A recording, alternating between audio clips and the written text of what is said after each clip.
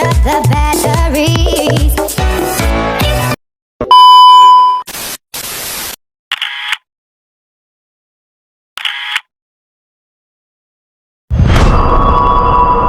Bismillahirrahmanirrahim. Assalamualaikum warahmatullahi wabarakatuh. Alhamdulillahirabbil alamin. Wassalatu wassalamu ala asyrofil anbiya'i wal mursalin wa ala alihi washabbihi ajmain, amma ba'du. Yang sama-sama kita hormati Bapak Muhammad Alawi Harun MPD dimanapun beliau berada, dan yang saya banggakan teman-teman seperti aman.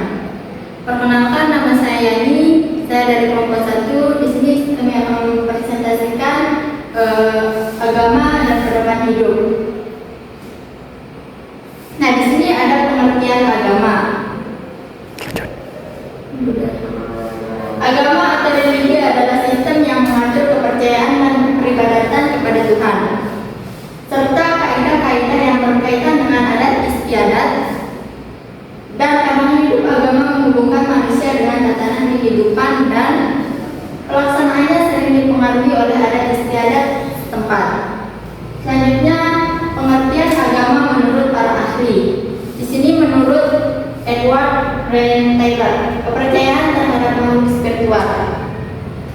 Definisi agama adalah kepercayaan seseorang terhadap makhluk spiritual, misalnya roh, jiwa, dan hal-hal lainnya yang punya peran dalam kehidupan manusia. Yang kedua, menurut James George Panzer, membedakan sihir dengan agama. Definisi agama adalah kepercayaan seorang, namun yang membedakan sihir dengan agama. Menurutnya, agama adalah keyakinan bahwa dunia alam dikuasai oleh satu lebih, bahwa dewa dengan karakteristik pribadi dengan siapa ia mengaku, bukan oleh hukum. Baik, yang ketiga, menurut Wejaraningrat, istilah agama digunakan untuk menyebut 6 agama yang diakui resmi negara. Dalam kebudayaan, mentalitas dan pembangunan 1974 memaparkan di Indonesia istilah agama digunakan untuk menyebut 6 agama yang diakui resmi negara: Islam, Katolik, Protestan, Hindu, Buddhisme, dan Konghucu. Mungkin hanya ini yang dapat saya sampaikan. Selanjutnya akan disampaikan oleh Gianto Azhari. Assalamualaikum warahmatullahi wabarakatuh. Perkenalkan, nama saya Gianto Azhari, saya dari kelompok 1. Selanjutnya saya akan melanjutkan materi yang sudah dijelaskan sama saudari Yani.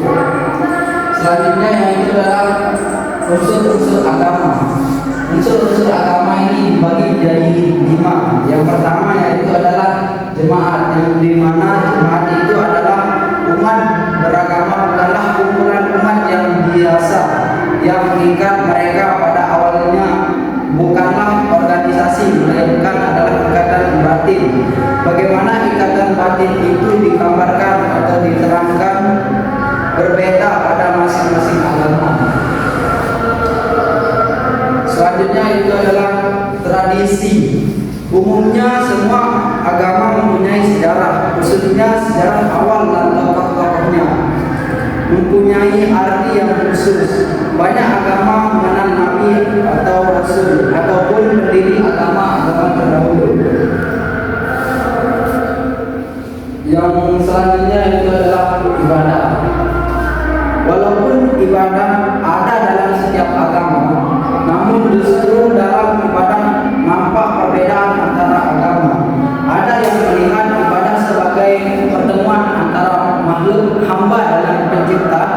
Ada juga yang mengatakan bahwa ibadah pada ungkapan ketakwaan dan saling mengukuhkan iman. Ibadah adalah kegiatan manusia, peraturan ibadah dan cara umat mengambil bagian dalam ibadah berbeda antara satu agama dengan agama lainnya. Selanjutnya adalah tempat ibadah. Setiap agama memiliki tempat ibadah masing-masing. Ada ciri yang berbeda-beda antara satu agama dengan agama lainnya. Tempat ibadah dipandang sebagai tempat yang dikhususkan bagi pertemuan dengan Tuhan. Selain itu, tempat ibadah dipandang sebagai tempat yang suci. Selanjutnya itu adalah petugas ibadah. Sebenarnya petugas ibadah itu suci karena ibadah yang dilayani olehnya bersifat suci. Dalam hal ini ada perbedaan besar antara para petugas ibadah dari berbagai agama.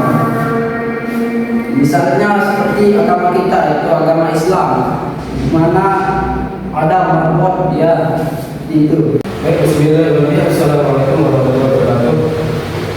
Perkenalkan, nama saya Triawan. Di sini saya akan melanjutkan pembahasan materi yakni judul agama sebagai pedoman hidup yang sudah dipaparkan tadi dengan saudara Jarto.